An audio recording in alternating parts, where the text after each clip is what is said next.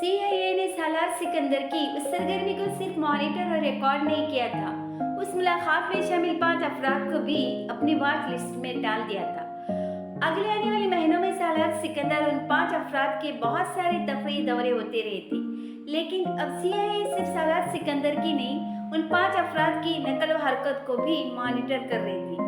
वो 5 अफराद सालार से सिर्फ चंद माह मिलते रहे, फिर उसके बाद उनकी मुलाकातों का सिलसिला खत्म हो गया।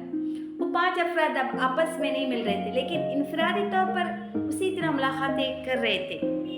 वो एक इस्लामी मालियाती सिस्टम पर काम कर रहे थे और ये बात सीआईए जानती थी, लेकिन उस निज़ाम की शक्ल क्या थी वो उसे बूझने में कामयाब नहीं हो रहे थे। और उसकी वजह सिर्फ एक थी, एक जगसा पजल की तरह उस निज़ाम से मुंसलिक होने वाले सब अफराद के पास उसका एक एक टुकड़ा था और उस टुकड़े को अच्छी तरह जानता और समझता था, लेकिन वो टुकड़ा उस तस्वीर में कहाँ लगना था ये सिर्फ एक शख्स जानता था, सालार सिकंदर। मम्मी, हुमैन कब बड़ा होगा? उस दिन जिब्रील ने अपनी आर्ट बुक में कुछ बनाते हुए इमामा से पूछा। बड़ा तो हो गया है, इमामा ने इसके सवाल और अंदाज पर गौर किए बगैर कहा। तो फिर रोता क्यों है? इमामा बेचारगी से अपने बड़े बेटे को देख कर रह गई। आप इससे पूछे कि इसको क्या चाहिए। इमामा को जैसे मसले का हल बता रहा था। मैं पूछ नहीं सकती और ये बता नहीं सकता। इमामा भी उसे उठाए लॉन्च में टहलते उसे थपक रही थी। वो बगैर आंसुओं की गला फाड़ फाड़ कर रोता था और फिर रोने के बीचों बीच भी दिलचस्प चीज नजर आने पर एकदम रोना बंद करके उसका जायजा लेने में मसरूफ हो जाता और जब उस काम से फारिग हो जाता तो एक बार फिर अपने रोने के सिलसिले को वहीं से जारी रखता जहां छोड़ा था। 7-8 माह की उम्र में ही उसने बैकवक्त 4 दांत निकाले शुरू किए। उसको जल्दी किस बात की है? बैकवक्त 4 दांतों को निकलते देखकर सालार ने कहा, जिब्रील हुमैन सिकंदर के बारे में एल जैसे तासरात रखते थे। ए तुम खुद इससे पूछ लो, इमामा ने जवाब दिया। हुमैन उन 4 दांतों की ज़हूर पजीर होने से पहले भी सिर्फ बड़ों के खाने वाली हर उस चीज में दिलचस्पी लेता था जो चटखारे वाली होती थी। अपने पोपले मुंह के साथ भी चिप्स उसकी पसंदीदा खुराक थी, जिसे वो सिर्फ चबा नहीं सकता था, निगल भी सकता था। वो चिप्स का पैकेट तक पहचानता था और ऐसा मुमकिन नहीं था कि जिब्रील और इनाया उसके करीब बैठकर कोई अच्छी इत्मीनान से उसे खिलाए बगैर खुद खा लेते। वो अजीब व गरीब बच्चा था और ये बयान उसके बारे में सालार ने दिया था, जिसका ख्याल था कि उसने ऐसी मखलूक कभी नहीं देखी। सिकंदर इस्माइल ने उसे कहा था, मैंने देखी है, वो तुम्हारी कॉपी है। इस ज्यादती है। सालार ने उनकी बात पर एहतिजाज किया था। वो और तैयबा उनके पास काम को आए थे। जब वो दोनों हुमैन सिकंदर के हाथ बनने वाली उस दरकत देख रहे थे, वो तब 10 माह का था और सबसे पहले उसने जो लफ्ज़ बोलना शुरू किया था वो साला था। और हर बार सालार को घर में दाखिल होते देखकर वो बेहद खुशी से हाथ पांव मारता साला साला चिल्लाते उसकी तरफ जाने की कोशिश करता। बेटा बाबा। पहली बार सालार की वो लफ्ज़ सुनकर हंसी से बेहाल होने के बावजूद इमामा ने उस लफ्ज़ को बदलने की कोशिश की थी। वो सालार पर हाथ रखते उसे तोड़ तोड़ कर सिखा रही थी। बाबा साला। हुमैन ने माँ की मेहनत पर पानी फेरते सालार के लिए वही लफ्ज़ इस्तेमाल किया जो सालार के लिए अपनी माँ को पुकारते सुनता था। तुम इसे बाबा मत सिखाओ, सिर्फ र लगवा दो, मेरे नाम के साथ ये भी गनीमत है मेरे लिए। सालार ने उसे मशवरा दिया था। वो बहरहाल कुछ ज्यादा महसूस नहीं हुआ था उस तरह से मुतखातिब से, जो सिकंदर और तैयबा के लिए एक तफरीह बन गई थी। जिब्रील तहम्मुल से अपने अकलौते छोटे भाई को देखता रहता था, जिसने उसके घर के अमन और सुकून को तो हवाला करके रखा हुआ था। पहले इसका ख्याल था कि हुमैन बड़ा हो जाए और चलना शुरू हो जाए तो ठीक हो जाएगा, लेकिन जब उसने चलना शुरू किया तो ये देखकर उसे अंदाजा हुआ कि उस मसले का गलत हल था। हुमैन सिकंदर को पैर नहीं पर मिल गए थे और वो अब कहीं भी जा सकता था, कहीं से मुराद कहीं भी। और उसकी फेवरेट जगह बाथरूम थी। वो भी वहाँ उस वक्त जाना पसंद करता था जब जिब्रील उसे बाथरूम में जाता दिखाई देता। और जिब्रील ने उसके हाथों कई बार खासी शर्मनाक सूरत हाल का सामना किया। जिस बाथरूम को बच्चे इस्तेमाल करते थे उसमें लॉक नहीं था और दरवाजे का हैंडल घुमाकर उसे खोला हुमैन के बाएं हाथ का खेल था। जिब्रील के लिए हुमैन की मौजूदगी में बाथरूम जाना जाम जोखों का काम था। वो बाथरूम के दरवाजे की अंदरूनी तरफ बाथरूम में पड़ी उन सब चीजों को रुकावटों के तौर पर दरवाजे के सामने ढेर करता। सालार सिकंदर अगर उसे अजीब और गरीब कहता था तो हुमैन सिकंदर बाप के दिए गए उस टाइटल पर पूरा उतरने की कोशिश कर रहा था और पूरी फाल जमी के साथ। नायब सदर के तौर पर सालार ने अफ्रीका के लिए किसी मशीन की तरह काम किया था। वो मुश्किल तरीन अहदाफ के हसूल के लिए नामसाइद तरीन हालात में काम कर रहा था और कामयाबी से कर रहा था। सालार सिकंदर की मुलाजिमत का दौरानिया ख़त्म होने के करीब आ रहा था। बैंक ने दौरानिया ख़त्म होने से 2 साल पहले सालार सिकंदर को मुलाजिमत में तोसी की ऑफ़र की थी और उसने ये ऑफ़र कबूल नहीं की थी। फिर उस ऑफ़र को बार बार बेहतर पैकेजेस के साथ उसे इसरार के साथ पेश किया जाता रहा, लेकिन सालार का इनकार कायम रहा था। वो अफ्रीका में अपने क़याम को अब ख़त्म करना चाहता था और वर्ल्ड बैंक के साथ अमेरिकन हुकूमत के लिए भी एक तशवीश की बात थी। अफ्रीका को सालार सिकंदर से बेहतर कोई नहीं चला सकता था। उसने पिछले चंद सालों में न सिर्फ वर्ल्ड बैंक की साख और इमेज को अफ्रीका में बदल कर रख दिया था, बल्कि उसने अमेरिकन हुकूमत के लिए भी वहाँ खैर सगाली के जज्बात दोबारा पैदा करने में बहुत कामयाबी हासिल की थी। उसका वर्ल्ड बैंक को सब छोड़कर जाना उनके लिए बड़ा धचका होता, लेकिन वो रुकने पर तैयार नहीं था और अमेरिकन हुकूमत को सोचना पड़ रहा था कि वो उसे ऐसी क्या चीज़ पेश करे जो उसे रोक सके। वर्ल्ड बैंक की सदारत यकीनन एक ऐसा ताज था जो उसको पहनाकर उससे रोका जा सकता था। सालार उस ओहदे के लिए मौजूद तरीन और कम उम्र तरीन उम्मीदवार था, मगर उस ओहदे पर सालार की तैनाती अमेरिकी हुकूमत के लिए खुद एक मसला बन गई थी। वो एक बुनियाद परस्त मुसलमान को वर्ल्ड बैंक का सदर नहीं बना सकते थे और उस बुनियाद परस्त मुसलमान को किसी और चीज़ की ऑफर करके रोक भी नहीं पा रही थी। लेकिन अभी अमेरिकी हुकूमत और वर्ल्ड बैंक के पास उस पर सोचने के लिए वक्त था, क्योंकि सालार की मुलाजिमत का दौरानिया ख़त्म होने में अभी 1 साल बाकी था।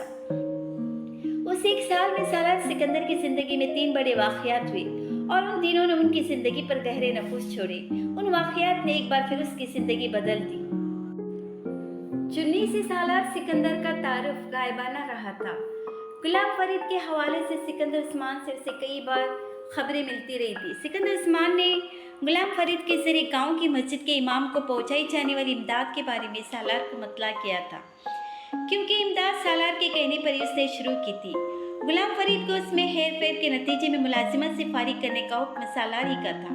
बददियानती और बेईमानी उसके लिए कतई नाकाबिले बर्दाश्त थी। गुलाम फरीद के हाथों 1 बच्चे के सिवा पूरे खानदान का कत्ल सिकंदर उस्मान को बुरी तरह हिला गया। वह गुलाम फरीद के लिए कुछ नहीं कर सकते थे और उसके उस बच जाने वाली वाहिद औलाद की देखभाल और किफालत की जिम्मेदारी उठाई और सालार के कहने पर सिकंदर उस्मान ने उठा ली थी। वो उसके लिए माहिना रकम देते थे जो उसके रिश्तेदार आकर ले जाते थे और कभी कभार सिकंदर उस्मान को चुन्नी भी दिखा देते थे ताकि उन्हें तसल्ली रहे कि वो रकम वाकई उस पर खर्च हो रही है। ये शायद उसी तरह चलता रहता अगर सालार इस साल अपनी फैमिली के साथ 2 हफ्तों के लिए पाकिस्तान न आया होता। एक लंबे अरसे के बाद सिकंदर की बजाय वो गांव का स्कूल देखने गया। स्कूल इंतजामिया के जिन लोगों के साथ सालार अचानक उसके घर गया। जिस 1.5 साल की चुन्नी को सालार ने देखा वो उसे 7-8 माह की एक बच्ची लगी थी, बेहद कमजोर, दुबली पतली। उसकी सांवली रंगत एरकान जैसी पिलाहट ले हुई थी। उसका चेहरा सियाह पीप ज़दा दानों से भरा हुआ था। जिस वक्त सालार घर के सहन में दाखिल हुआ वो दाना चिपती हुई मुर्गियों के पास बैठी थी और उस दाने और गंदगी को बिला तकल्लुफ अपने मुंह में डाल रही थी। वो ये सोच भी नहीं सकता था कि उसकी किफालत के लिए माकूल रकम बेचने के बावजूद वो इस हाल में हो सकती है। चुन्नी के रिश्तेदार नर्वस और घबराए हुए थे। वो लोग डिस्प्ले और प्रेजेंटेशन के लिए हंगामी बुनियादों पर उसे अब सजा सवार नहीं सकते थे। ये बस ऐसे ही रहती है, जितनी बार भी कपड़े बदलो ये जाकर मुर्गियों में घुस जाती है। हमीदा, अरे ओ हमीदा, जरा चुन्नी को देख, कपड़ा बदलवा साहब ने मिलना है। वो पहला मौका था जब सालार ने चुन्नी को बगौर देखा। सालार ने चुन्नी को उठा लिया। वो भी बड़े आराम से किसी झिझक के बगैर उसके पास आ गई। उसने जिंदगी में पहली बार सूलिये का शख्स देखा था। सालार ने उसे तपकते हुए पिचकारा था। वो पलके चिपकाते बगैर उसे देखती रही। हाँ, बस थोड़ी बीमारी रहती है, शुरू से ये ऐसी है, डॉक्टर की दवाई से भी फर्क नहीं पड़ा। अब पीर साहब से दम करा के लाए, उन्होंने तावीज़ भी दिया है गले में डालने के लिए। हमीदा, वो तो अभी डाला नहीं तुमने? सालार मियां बीवी से अब उस बच्चे के बारे में पूछ रहा था और वो गिड़बड़ाए हुए उसके चेहरे और जिस्म पर रस्ते हुए दानों की वजूहात और इलाज बयान कर रहे थे। सालार को एहसास हो गया था कि वो गलत जगह पर थी। उसका ख्याल नहीं रखा जा रहा था। उसकी किफालत के लिए दी जाने वाली इमदाद उस पर खर्च नहीं हो रही थी। पता नहीं वो कौन सी ज़हनी रूह थी जिसमें उसने चुन्नी को फौरी तौर पर वहाँ से ले जाने और किसी दारुल अमान में दाखिल करवाने का फैसला कर लिया। उसने ये फैसला चुन्नी के रिश्तेदारों को भी सुना दिया था। उनके एहतजाज के बावजूद वो चुन्नी को वहां से ले आया था। उस गांव से इस्लामाबाद वापसी पर सालार अपनी गाड़ी खुद ड्राइव करता रहा था और चुन्नी बराबर वाली सीट पर बैठी दरवाजे की खिड़की से चिपकी इत्मीनान से पूरा रास्ता बाहर देखती रही। वो अगर बेचैन हुई थी तो सिर्फ तब जब सालार ने उसे गाड़ी में बिठाते उसे सेफ्टी बेल्ट बांधने की कोशिश की थी, जो उसके हाथ पांव मारने पर सालार ने खोल दी थी। उसे उस वक्त हुमैन याद आया था। वो भी उस उम्र में उसी तरह सीट बेल्ट से जान छुड़ाता था। बेल्ट खोलने पर एक बार फिर पुरसुकून हो गई थी। उसने एक बार फिर सालार को देखने की कोशिश नहीं की थी। सालार उसका इन्हमाक देखकर मुस्कुराता रहा था। उसने रास्ते में एक जगह रुककर उसे एक जूस का डिब्बा और बिस्किट का एक पैकेट लेकर दिया। वो मिनटों में दोनों चीजें खा गई, जिससे वो कई दिनों की भूखी थी। इस्लामाबाद आते हुए गाड़ी में सफर के दौरान सालार उस बच्ची की रिहाइश के लिए मुनासिब तरीन जगह के बारे में सोचता रहा। उस वक्त एक लम्हे के लिए भी उसने नहीं सोचा कि वो उसे खुद पालेगा।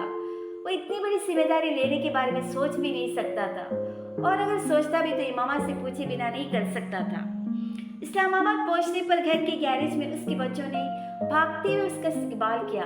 गाड़ी के अंदर सबसे पहले चुन्नी को 3.5 साल हुमैन सिकंदर ने देखा। हमेशा की तरह उसकी आंखें गोल हो गई थी, यूं जैसे उसने जंगल का कोई जानवर देख लिया था। सालार ने हुमैन को हटाकर गाड़ी का दरवाजा खोला और चुन्नी को बाहर निकाल लिया।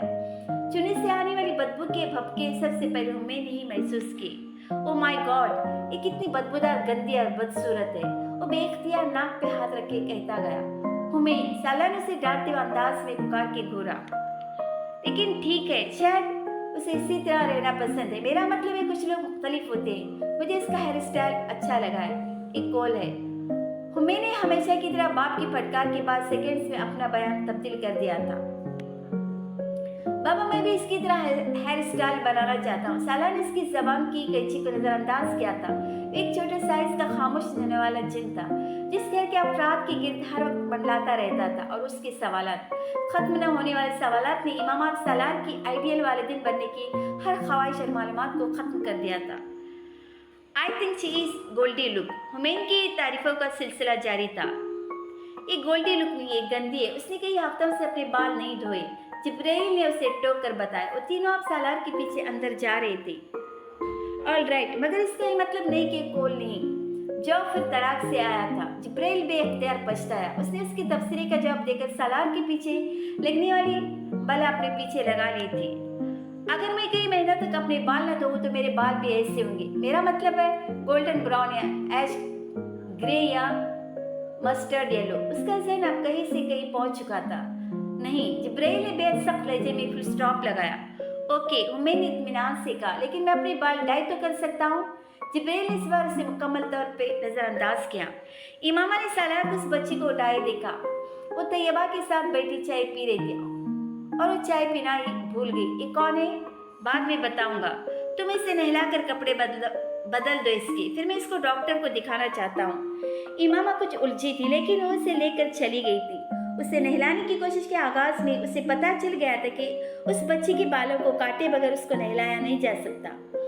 उसके सर में बड़े बड़े फोड़े थे और उससे रसने वाली पीप ने उसकी बालों की लट्टों को आपस में इस तरह जोड़ दिया था कि अब उनका खुलना मुमकिन नहीं था। उसने शेविंग किट में पड़ी कैंची से चुन्नी के सारे बाल जड़ से काटने शुरू किए।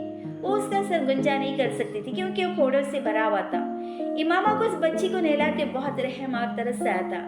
चुन्नी चुपचाप नहाती रही। उसने रोना धोना नहीं मचाया, नहीं बाल कटने पर, फोड़ों से हाथ लगने पर किसी तकलीफ का इजहार किया था।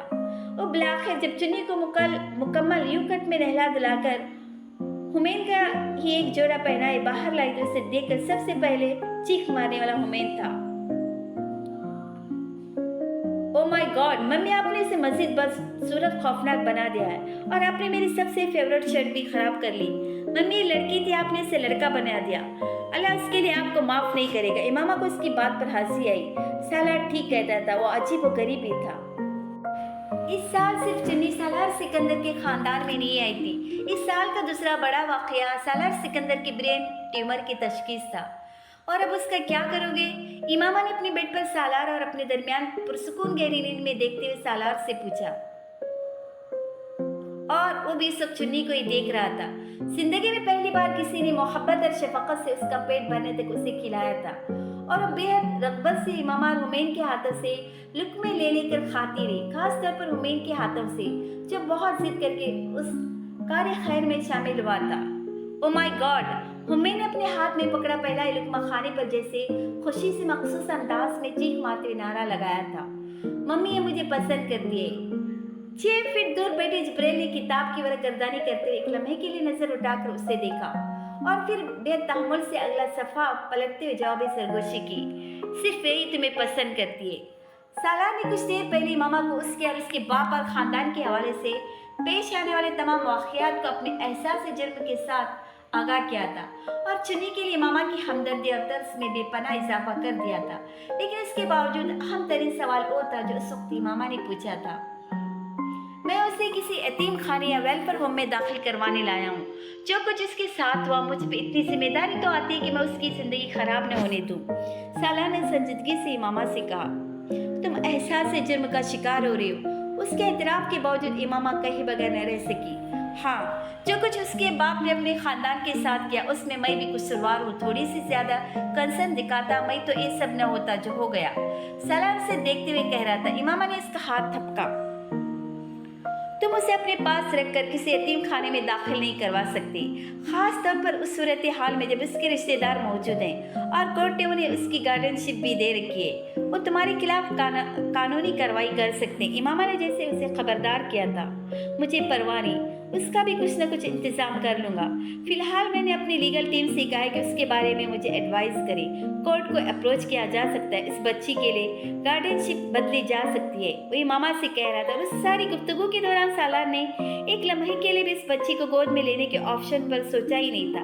वो सिर्फ इस बच्ची की बेहतर निगहदाश्त चाहता था।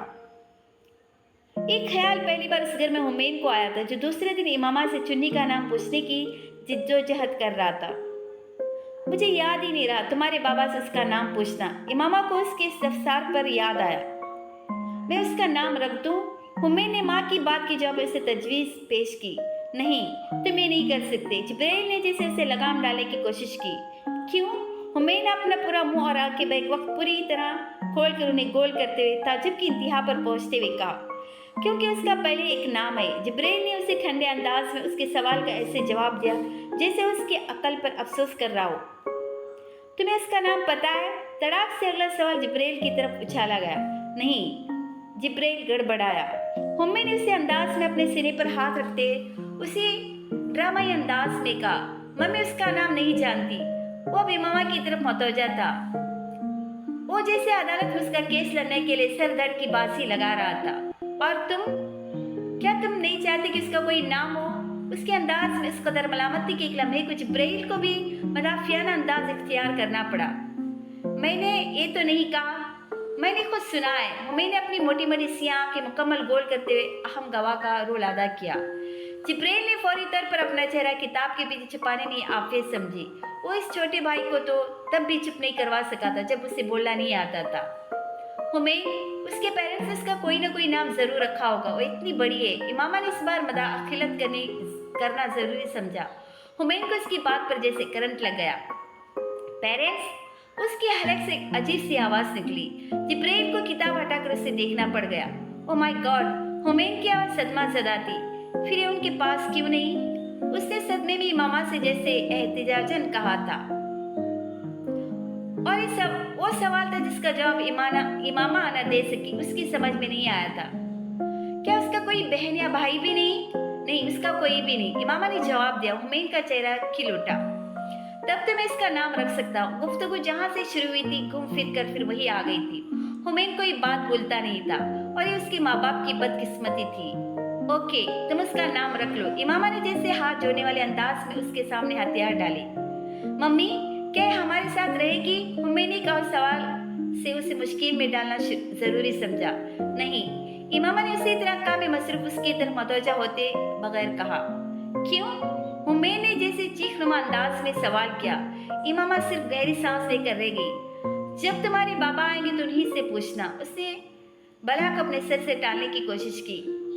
मम्मी, क्या हम इसे अडॉप्ट कर सकते हैं? इमामा का दिमाग घूम गया था उस सवाल पर। नहीं, ये नहीं हो सकता। तुम इसे अडॉप्ट क्यों करना चाहते हो? जिब्राइल ने जैसे होल कर कहा, क्योंकि मुझे एक बेबी चाहिए। उसने बेहद नरोटे अंदाज में ऐलान किया। जिब्राइल जैसे गश खा गया था। इमामा दम बखुद अपने 3.5 साल बेटे की शक्ल देख कर रह गई। जबकि लॉन्च में आते सिकंदर उस्मान अपनी हंसी पर काबू नहीं रख सके थे। हुमैन ने सिकंदर उस्मान को अंदर आते और हंसते देख लिया। वो अपनी जगह से उठकर जाकर उनकी टांगों से लिपट गया और उसने एक बार फिर वो मुतालबा पेश किया। एक दिन आएगा जब बेबी आपके पास होगा। उन्होंने उसे थपकते हुए तसल्ली दी। एक दिन हुमैन की आंखें आदतन गोल हुई। आज क्यों नहीं? सिकंदर ने जमीन पर बैठी खिलौने से खेलती चुन्नी को देखा। जितना रहम और एहसास जुर्म सालार के दिल में चुन्नी के लिए था, इतना ही सिकंदर के दिल में भी उसके लिए था। वो जैसे उन दोनों का मुश्तरका एहसास जुर्म था। बेटा उसे वापस जाना है, वो आपकी बेबी नहीं हो सकती। सिकंदर ने अब हुमैन को समझाने की कोशिश का आगाज किया। उसे कहाँ जाना है? हुमैन को सिकंदर की बात पर एक और झटका लगा। अपनी फैमिली के पास, सिकंदर ने मुख्तसरन कहा। लेकिन मम्मी ने तो कहा था कि उसकी कोई फैमिली नहीं है। सिकंदर ने इमामा और इमामा ने उन्हें देखा। आपके बाबा उसको किसी नर्सरी में दाखिल करवाना चाहते हैं। इमामा ने उसके लिए एक जॉब ढूंढा। ये हमारे साथ क्यों नहीं रह सकती? हमारा घर इतना बड़ा है। उसने हाथ फैलाकर इतना पर जोर दिया। ये हमारा घर नहीं, ये आपके दादा अब्बू का घर है। अंदर आते हुए सालार उसके सवाल का जवाब पेश किया। हुमैन सोच में पड़ा। ये हमारे साथ कराशासा में रह सकती है। उसे कराशासा वाले घर का ख्याल आया। लेकिन वो भी हमारा घर नहीं, हम उसे जल्द छोड़ देंगे। सालार ने बेसंजीदगी से उसके साथ यूं बात करनी शुरू की जैसे वो किसी बड़े आदमी से बात कर रहा हो। हुमैन अब भी सोच में पड़ा था, जैसे वो चुन्नी के लिए घर की तलाश में था जहाँ उसे रखा जा सकता। और इमामा को घर की जिक्र पर जैसे अपना घर याद आया। हमारे पास अपना घर क्यों नहीं है? हमारा अपना घर होगा। इमामा ने जैसे हुमैन को बहलाया। कब? बहुत जल्द। इमामा चाय बनाकर सिकंदर और सालार को पेश कर रही थी। इसलिए मना करता था मैं कि फजूल खर्चियां मत करो, वक्त पर अपना घर बना लो जैसे तुम्हारे सारे भाइयों ने बना लिए। सिकंदर उस्मान को इस मौजूद गुफ्तगू से वो प्लॉट और अंगूठी याद आई। वो प्लॉट इस वक्त होता तो 4-5 करोड़ का होता। इस रिंग की उस वक्त की मार्केट प्राइस से डबल। सिकंदर ने रवानी से कहा। अपने लिए चाय डालती मामा एक लम्हे के लिए ठिठकी। किस रिंग की? उसने जैसे हैरान होकर सिकंदर से पूछा। जो रिंग तुमने पहनी हुई है। सिकंदर ने चाय का घूंट लेते हुए कहा। सालार को गलती का एहसास हुआ, लेकिन अब तीर कमान से निकल चुका था। इमामा ने बेयकीनी से हाथ में पहने अंगूठी को देखा, फिर सालार को और फिर सिकंदर उस्मान को। ये प्लॉट बेच कर आई है? हाँ, 1,37,00,000 की। जरा सोचो, 10-11 साल पहले वो प्लॉट न बिकता तो आज इस्लामाबाद में जिस जगह पर है उससे 4 गुना कीमत हो चुकी होती। सिकंदर ने इमामा के तासरात पर गौर किया न सालार की। वो रवानी में चाय पीते बात कहते गए। इमामा साफ कर दम बखुद सालार को देख रही थी, जो उससे नजरें चुराए चाय पीने में मसरूफ था। उस वक्त तो यही कर सकता था। कमरे में एकदम अपनी बात के इख्तिताम पर छाने वाली खामोशी से सिकंदर उस्मान को लगा कुछ ठीक नहीं। चाय का आखिरी घूंट लेते वो रुके। उन्होंने साख्त बैठी इमामा को देखा जो सालार को घूर रही थी। फिर सेकंड के हजारों हिस्से में उन्हें उस खामोशी की वजह समझ आ गई थी। उसे अब भी नहीं पता। उन्होंने बेयकीनी से अपने बेटे से पूछा। अब पता चल गया। सिकंदर की समझ में नहीं आया फौरी तौर पर उस इंकिशाफ पर क्या रद्द अमल करे, जो एक राज का गैर इरादी तौर पर अफशा करने पर उनकी शर्मिंदगी छुपा लेता। इमामा ने अपने हाथ की पुष्ट को फैलाकर उस अंगूठी को देखा, फिर सिकंदर को और फिर सालार को। वो अगर कहता था कि वो अनमोल थी तो गलत नहीं कहता था। उसकी जिंदगी बहुत सारे लम्हे आए जब उसका दिल बस सालार के गले लग जाने को चाहता, किसी लफ्ज और किसी इजहार के बगैर। तुमने रिंग उतार दी। उस रात इमामा के हाथ में उस रिंग को न पकड़ो पूछे बिना न रह सका। मैं बेवकूफ नहीं हो जो इतनी कीमती रिंग हर वक्त पहने रहूं। इमामा ने जवाबन कहा। तुम्हें मुझे बताना चाहिए थी उसकी कीमत। उसने सालार से कहा। सिर्फ इस खर्चे के दर्द नहीं बताया था तुम्हें। और देख लो, मेरा अंदाजा ठीक था, तुम उसे भी अब लॉकर में रख दोगी। सालार कुछ नाखुश सा दोबारा टीवी की तरफ मतवजा हुआ। एक लम्हा के लिए इमामा खामोश रही, फिर उसने कहा तो और कहाँ रखूं? साथ लिए फिरना बेवकूफ़ी है। गुम हो जाए तो मुझे तो हार्ट अटैक ही हो जाएगा जो 1 करोड़ से भी महंगी अंगूठी में गुम कर दूं। तकरीबन 2.25 करोड़। सालार टीवी पर नजरें जमाए बड़बड़ाया। इमामा की समझ में नहीं आया क्या इसकी मौजूदा कीमत, और उसी अंदाज में बोला इसलिए तो नहीं पहन रही, बेवकूफ़ी थी वैसे। उसने एक ही सांस में कुछ तवक्कुफ के बाद कहा क्या? सालार इस बार उसकी तरफ मतवजा हुआ। एक प्लॉट बेचकर अंगूठी खरीदना, और वो भी इतनी महंगी। मैं तुम्हारी जगह होती तो कभी न खरीदती। इसीलिए तुम मेरी जगह नहीं हुई मामा, सालार ने जताने वाले अंदाज में कहा। वो नादिम हुई, लेकिन उसने जाहिर नहीं किया। वो प्लॉट होता तो आज उसे बेचकर घर बना चुके होते हम। उसने चंद लम्हों की खामोशी के बाद कहा, तुम्हारे ख्वाबों को एकड़ा पर फैलावा कर चंद करोड़ में बन जाता। वो अब उसे चुराने वाले अंदाज में कुछ याद दिला रहा था, और मामा को एक धमाके के साथ वो स्क्रिप्ट बुक की याद आई जिसमें उसने अपने मुमकिन घर की ढेरों ड्राइंग्स बना रखी थी। अच्छा किया मुझे याद दिला दिया। मैं तो कल ही वो स्क्रिप्ट बुक निकाल के मुद्दत हो गई उसे देखे हुए, और उसने कुछ ऐड किए। इमामा का ज़हन बद रफ्तारी से अंगूठी से हटकर घर पर चला गया था, और फिर सालार को अमेरिका में खरीदे और बेच देने वाले घर का ख्याल आया। तुम्हें एक चीज सिखाऊं? सालार ने टेबल पर पड़े अपने लैपटॉप को उठा लिया। क्या? वो चौंकी। सालार अब लैपटॉप खोलकर उसमें से तस्वीरों वाले हिस्से में जाकर उस घर की तस्वीरें ढूंढ रहा था, और वो चंद मिनटों में स्क्रीन पर नमोदार हो गई थी। ये क्या है? इमामा ने एक के बाद एक स्क्रीन पर नमोदार होने वाली उन तस्वीरों को देखते हुए सालार से पूछा। एक घर, एक झील, उसके गिर्द फैला लॉन। वो उसकी बात पर हंसी। वो तो मुझे नजर आ रहा है, लेकिन किसका घर है ये? उसने सालार से पूछा। और मुझे क्यों दिखा रहे हो? जब हुमैन पैदा हुआ था, मैं तुम्हारे पास अमेरिका से आया था, तो उस रात तुमने मुझे बताया था कि तुमने ख्वाब एक घर देखा था। क्या वो घर ऐसा था? तुम्हें ख्वाब याद है ना? सालार ने उससे पूछा। हाँ याद है, लेकिन वो घर ऐसा नहीं था, वो झील भी ऐसी नहीं थी।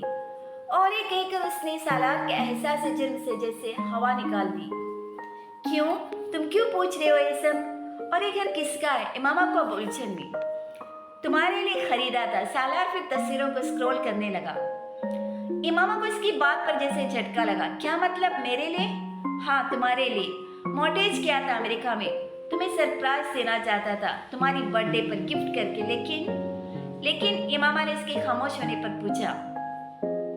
लेकिन फिर मैंने उसे बेच दिया। सूसी में दुनिया में तो घर ले सकता था, जन्नत में घर नहीं ले सकता।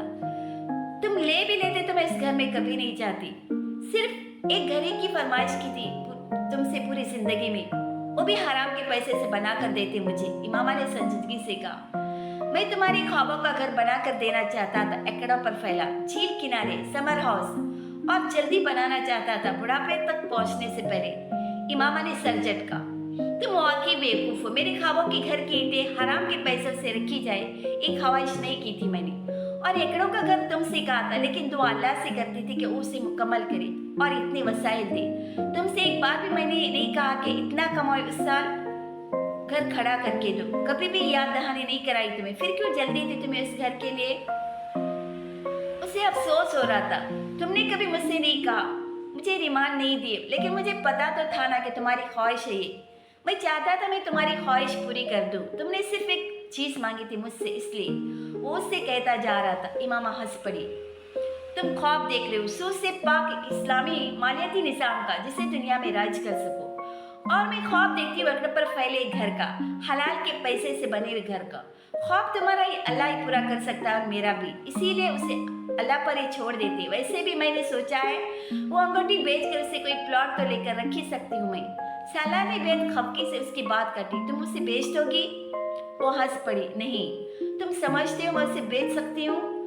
हाँ, सालार ने से रूठे अंदाज में कहा। वो एक बार फिर हंस पड़ी। तुम्हें पता है दुनिया में सिर्फ एक मर्द है जो मेरे लिए ऐसी अंगूठी खरीद सकता है।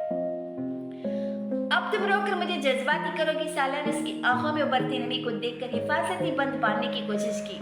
ये अंगूठी अनमोल है, तुम अनमोल हो। उसने ठीक भापा था। इमामा की आंखें बरसने लगी थी।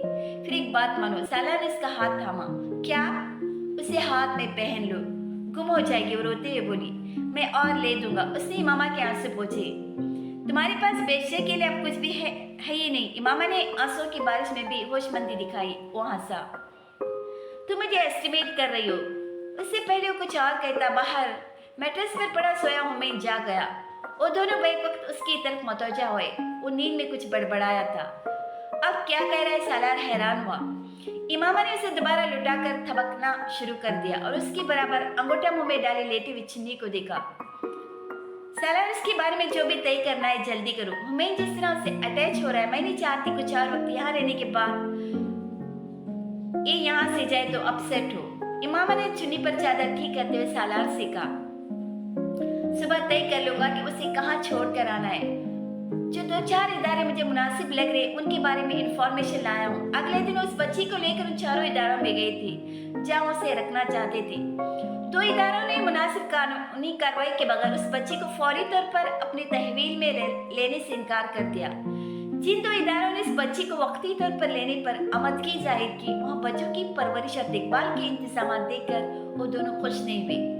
शाम को फिर वो चुन्नी के साथ वापस घर पहुंच चुके थे और हुमैन की बातचीत चुन्नी को एक बार फिर देखकर खिल गई थी। और सुबह भी बड़ी मुश्किल से चुन्नी को रुखसत करने पर तैयार हुआ था और अब चुन्नी की वापस आमद उसके लिए बिग न्यूज थी। अगले चंद दिन सालार ने चुन्नी की गार्डनशिप के हवाले से कानूनी कार्रवाई करने और चुन्नी की पैदाइश और उससे मुतल्लिका बाकी कागजात पूरे करने की कोशिश की। और जब 2-3 दिनों में उन कामों में फंसा रहा तो मैंने चुन्नी के बारे में ये भी दरियाफ्त किया कि वो गूंगी थी, क्योंकि वो 3-4 दिनों में बिल्कुल खामोश रही। और चुन्नी के बारे में खौफनाक इंकिशाफ था जिसने इमामा और सालार दोनों को हौला दिया था। मम्मी गूंगी है, हुमैन ने कहा। मुझे होता यकीन है। नहीं, सुन तो रही है, इमामा ने चुन्नी से बात करने की कोशिश के बाद नतीजा निकालते हुए कहा। वो हर आवाज पर मतवज्जा होती थी। मम्मी ये इम्पोर्टेंट नहीं है, हम बात बोल नहीं सकती। मैंने उसकी माजूरी पर इजहार अफसोस करते हुए अपनी आंखों में हफ्तुल मखनू रंजिदगी और अफसोस शामिल किया। सबसे अहम बात सुनना है, इमामा ने बड़े गलत मौका पर अपने बेटे को नसीहत की कोशिश की थी। मैं ऐसा नहीं समझता। यहाँ बहुत सारी चीजें ऐसी है जो सुन सकती है, लेकिन चंद ही ऐसी जो बोल सकती है। मोहम्मद हमें सिकंदर की दानाई ने इमामा को हमेशा की तरह चारों शाने चत गिराया था। चुन्नी के नसीब में किसी इदारे में परवरिश पाना नहीं लिखा था। उसके नसीब में सालार सिकंदर के घर में ही पलना बढ़ना लिखा था। जब तक सालार कानूनी मामलात को निपटा कर चुन्नी के लिए इदारे का इंतखाब करता, चुन्नी को शदीद नमूनिया हो गया था। 2 दिन बाद उन लोगों को वापस कांगो जाना था। उनकी 3 हफ्ते की छुट्टी खत्म हो रही थी। एक अजीब खदशा उन दोनों को लाहक हुआ था कि अगर इस बच्चे की निगहदाश्त नहीं होती और उसके इस तरह छोड़ जाने पर खुदा न खास्ता मर जाती तो खुद को कभी माफ नहीं करती। सालार और इमामा ने फैसला किया कि इमामा बच्चों के साथ तब तक वही रहेगी जब तक चुन्नी की हालत संभल नहीं जाती। सालार वापस चला गया था। इमामा 2 हफ्ते और पाकिस्तान में रही। चुन्नी की हालत संभल गई थी, मगर अब वो बच्चों के साथ और खास तौर पर हुमैन के साथ इस तरह अटैच हो गई थी कि उनसे अलग होने पर तैयार ही नहीं थी। सालार उन लोगों को पाकिस्तान से वापस ले जाने के लिए आया था। हुमैन को बताए बिना वो दोबारा चुन्नी को एक इदारे छोड़ने गया। वो दोनों बार इस बार उससे लिपट कर चीखे मारकर रोने लगी। वो उसके अलावा किसी और की गोद में भी जाने को तैयार नहीं थी। वो जबरदस्ती से थमाकर बाहर निकलता और उसकी चीखों की आवाज सुनकर किसी अजीब कैफियत में वापस चला आता। वो उसकी गोद में आती चुप हो जाती। वो जिब्राइल को कुरान पाक पर हिफ्ज करवा रहा था। पाकिस्तान से चले जाने के बाद 2 हफ्तों तक रोज स्काइप पर जिब्राइल को पढ़ा था और फिर बच्चा इमामा से बात करता तो चुन्नी भी उस माहौल का हिस्सा होती। और सालार को स्क्रीन पर नंबरदार होते देखकर उसी तरह खुशी से चीखे मारती, आऊं आऊं करती। और उसने अपनी जिंदगी का पहला लफ्ज भी सालार के पाकिस्तान आने पर उसे देखकर बाकी बच्चों के साथ उसकी तरफ भागते हुए अदा किया था, बाबा। वो सालार की तरफ भागते हुए बोलती जा रही थी। इस बात को सबसे पहले हुमैन ने नोट किया। ओ माय गॉड, ये बोल सकती है। सालार की तरफ भागते हुमैन को जैसे ब्रेक लग गई और अपनी मोटी आंखें गोल करके चुन्नी को देख रहा था जो अब सालार के पैरों से लिपटी थी। सालार इनाया को उठाए हुए था और उसकी टांगों से लिपटी बाबा बोलती जा रही थी, मुंह ऊपर किए हुए चमकती आंखों के साथ पदराना शफकत। अगर कोई चीज थी तो उस वक्त सालार ने चुन्नी के लिए वही महसूस की, और किस रिश्ते से ये उसे समझ नहीं आया। सालार ने इनाया को उतारा और अपने टांगों से लिपटी चुन्नी को उठा लिया। वो खिलखिलाई। उसने इनाया की तरह बारी बारी सालार की गाल चूमी। फिर वो सालार की गर्दन की गिर्द हाथ लपेटकर उसके साथ यूं चिपक गई कि अब नीचे नहीं उतरेगी। वो कैसे उनके घर और जिंदगी का हिस्सा बन गई उन्हें एहसास तक नहीं हुआ, सिवाय हुमैन के, जो दिन में तकरीबन 300 बार ये ऐलान करता था कि उसकी बहन है। सालार वापस जाने से पहले इमामा के साथ बैठकर चुन्नी के लिए हर इम्कान को जेर गौर लाता रहा था और हर इम्कान को रद्द करता रहा, यहाँ तक कि इमामा ने कह दिया, तुम इसे अडॉप्ट करना चाहते हो? हाँ, लेकिन ये काम तुम्हारी मर्जी के बिना नहीं हो सकता। पालना तो तुम पाल सकती हो? साला ने उससे पूछा। पहले कौन पाल रहा है? मामा ने अजीब जवाब देकर जैसे सालार को उस मुश्किल से निकाल लिया था। अगर इसके नसीब में हमारे घर में परवरिश पाना लिखा है तो हम कैसे रोक सकते हैं? चुन्नी को अडॉप्ट कर देख सालार ने उसको अपनी वसीयत भी दी थी। रईसा सालार अपने नसीब में अपने से मुंसलिक हर शख्स के नसीब में खुश नसीबी के अलावा और कुछ न था। खुश नसीबी का वो परिंदा जो जिसके सर पर बैठा उसे बादशाह बना देता और उसे एक बादशाही की मलिका बनना था।